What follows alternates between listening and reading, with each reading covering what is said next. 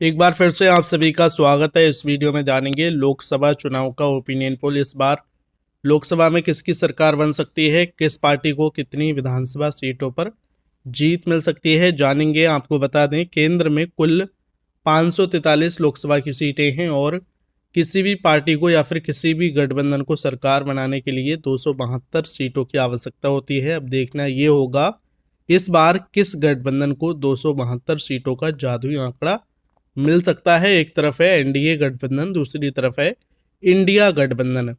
सबसे पहले बात करें देश के सबसे बड़े राज्य उत्तर प्रदेश की। यहाँ पर कुल 80 लोकसभा की सीटें हैं। इस बार इन 80 सीटों का ओपिनियन पोल देखें तो एनडीए गठबंधन को यहाँ पर 50 लोकसभा सीटों पर इस बार जीत मिल सकती है, जबकि इंडिया गठबंधन के खाते में 28 लोकसभा सीटें जा सकती हैं और 2 सीटों पर अन्य पार्टियों का कब्जा हो सकता है।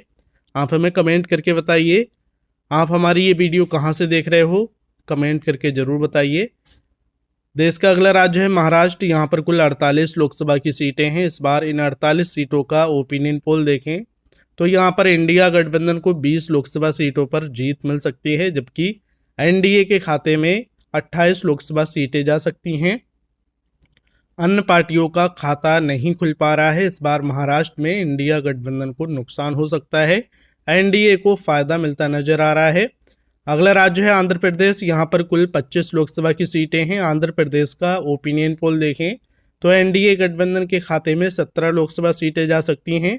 इंडिया को 4 सीटों पर जीत मिल सकती है, जबकि 4 लोकसभा सीट यहाँ पर अन्य पार्टियों को मिल सकती हैं, यानी वाईएसआरसीपी के खाते में 4 लोकसभा सीटें जा सकती हैं। देश का अगला राज्य है पश्चिम बंगाल। यहाँ पर कुल 42 लोकसभा की सीटें हैं। पश्चिम बंगाल से एनडीए को 15 लोकसभा सीटें मिलती नजर आ रही हैं। इंडिया गठबंधन के खाते में 27 लोकसभा सीटें जा सकती हैं। अन्य पार्टियों का खाता नहीं खुल पा रहा है। इस बार पश्चिम बंगाल में इंडिया गठबंधन को नुकसान हो सकता है, क्योंकि 2024 में एनडीए को यानी बीजेपी को 12 सीटें मिली थी, इंडिया को 30 लोकसभा सीटों पर जीत मिली थी।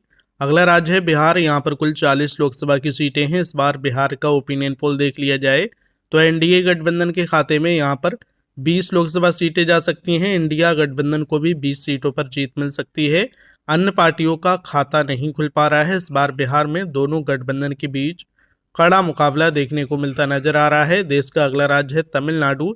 यहाँ पर कुल 39 लोकसभा की सीटें हैं। इस बार इन 39 सीटों का ओपिनियन पोल देखें तो एनडीए गठबंधन को 9 लोकसभा सीटों पर जीत मिल सकती है, जबकि इस बार इंडिया के खाते में 30 लोकसभा सीटें जा सकती हैं। अन्य पार्टियों का खाता खुलना मुश्किल हो सकता है। इस बार तमिलनाडु में एनडीए को फायदा मिल सकता है, क्योंकि 2024 में एनडीए गठबंधन का खाता नहीं खुल पाया था। सभी 39 की 39 सीटें इंडिया गठबंधन को मिली थीं।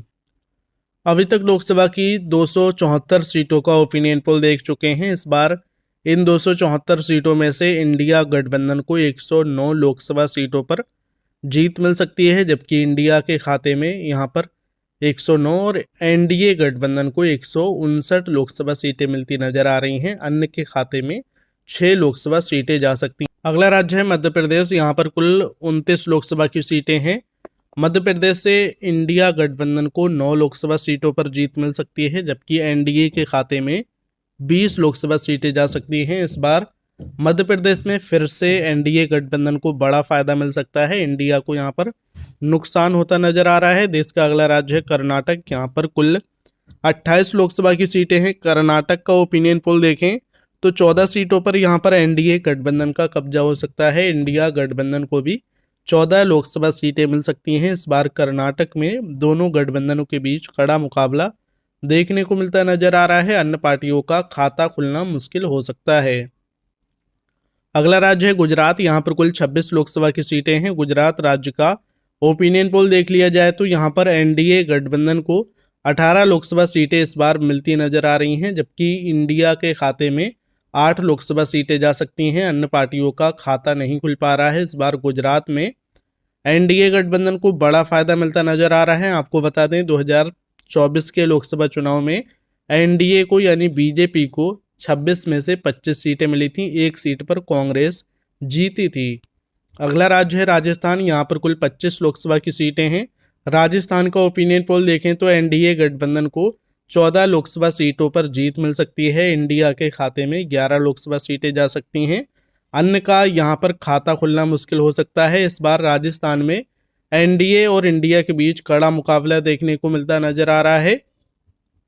इसी के साथ बात करें उड़ीसा राज्य की, यहाँ पर कुल 21 लोकसभा की सीटें हैं। उड़ीसा का ओपिनियन पोल देखें तो एनडीए गठबंधन को 12 लोकसभा सीटें मिलती नजर आ रही हैं। इंडिया के खाते में 4 सीटें जा सकती हैं, जबकि यहाँ पर 5 लोकसभा सीट अन्य पार्टियों को मिल सकती हैं, यानी बीजू जनता दल के खाते में 5 लोकसभा सीटें जाती नजर आ रही हैं। इस बार एक बार फिर से उड़ीसा में बीजेपी को फायदा मिलता नजर आ रहा है। हालांकि 2024 में यहाँ पर बीजेपी को 21 में से 20 लोकसभा सीटों पर जीत मिली थी। एक सीट कांग्रेस को मिली थी। बीजू जनता दल का खाता नहीं खुल पाया था। इस बार 5 सीटों से बीजू जनता दल का खाता खुल सकता है।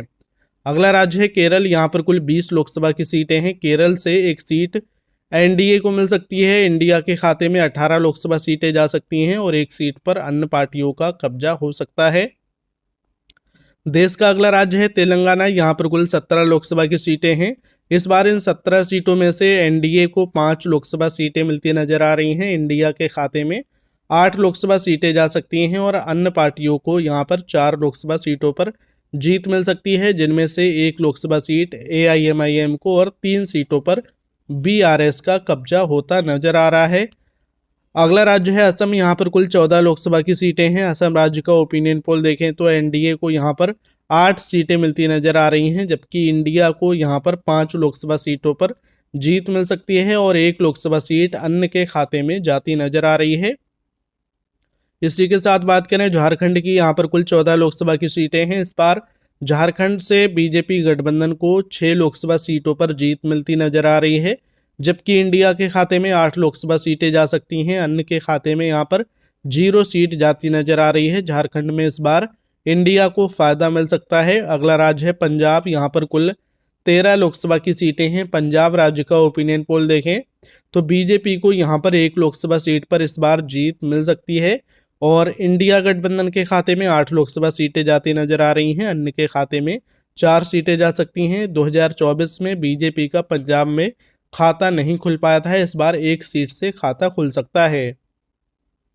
अगला राज्य है छत्तीसगढ़, यहाँ पर कुल 11 लोकसभा की सीटें हैं। इस बार छत्तीसगढ़ में बीजेपी को 6 सीटों पर जीत मिल सकती है, जबकि 5 लोकसभा सीट कांग्रेस के खाते में जाती नजर आ रही हैं। अन्य पार्टियों का खाता नहीं खुल पा रहा है। अगला राज्य है हरियाणा, यहाँ पर कुल 10 लोकसभा की सीटें हैं। हरियाणा राज्य का ओपिनियन पोल देख लिया जाए, 3 सीटों पर एनडीए का कब्जा होता नजर आ रहा है। इंडिया गठबंधन के खाते में 7 लोकसभा सीटें जा सकती हैं। अन्य का यहाँ पर भी खाता नहीं खुल पा रहा है। अगला राज्य है दिल्ली, यहाँ पर कुल 7 लोकसभा की सीटें हैं। दिल्ली राज्य का सर्वे देखें तो 5 लोकसभा सीट एनडीए को मिल सकती हैं, जबकि इंडिया के खाते में 2 लोकसभा सीटें जाती नजर आ रही हैं। जम्मू कश्मीर की बात करें तो यहाँ पर कुल 6 लोकसभा की सीटें हैं। इस बार इन 6 सीटों में से 1 लोकसभा सीट बीजेपी को मिल सकती है, जबकि इंडिया के खाते में 5 लोकसभा सीटें जाती नजर आ रही हैं। जम्मू कश्मीर और दिल्ली के अलावा बचे हुए केंद्र शासित प्रदेशों की बात करें तो कुल 6 लोकसभा की सीटें हैं। इस बार इन 6 सीटों में से 3 सीटों पर एनडीए का कब्जा हो सकता है। इंडिया गठबंधन के खाते में भी 3 सीटें जा सकती हैं। उत्तराखंड की बात करें तो यहाँ पर कुल 5 लोकसभा की सीटें हैं। इस बार 4 लोकसभा सीट भाजपा को मिल सकती हैं, जबकि 1 सीट पर कांग्रेस का कब्जा हो सकता है। एक बार फिर से उत्तराखंड में बीजेपी को बड़ा फायदा मिल सकता है। अगला राज्य है हिमाचल प्रदेश, यहाँ पर कुल 4 लोकसभा की सीटें हैं। हिमाचल प्रदेश से एनडीए को 3 सीटों पर जीत मिल सकती है, जबकि कांग्रेस के खाते में 1 लोकसभा सीट जाती नजर आ रही है। अन्य राज्यों की बात करें, छोटे छोटे राज्य हैं जैसे मणिपुर, गोवा, नागालैंड, सिक्किम, मिजोरम जैसे कुछ राज्य हैं। इनमें कुल 11 लोकसभा की सीटें हैं। इस बार इन 11 सीटों में से एनडीए गठबंधन को 5 लोकसभा सीटों पर जीत मिल सकती है, जबकि 5 सीटें इंडिया के खाते में जा सकती हैं। 1 लोकसभा सीट अन्य के खाते में जा सकती है। अभी तक लोकसभा की सभी 543 सीटों का ओपिनियन पोल देख चुके हैं। इस बार इन 543 सीटों में से इंडिया गठबंधन को 240 लोकसभा सीटों पर जीत मिल सकती है, जबकि एनडीए के खाते में 285 सीटें जा सकती हैं। अन्य पार्टियों को 18 सीटों पर जीत मिल सकती है।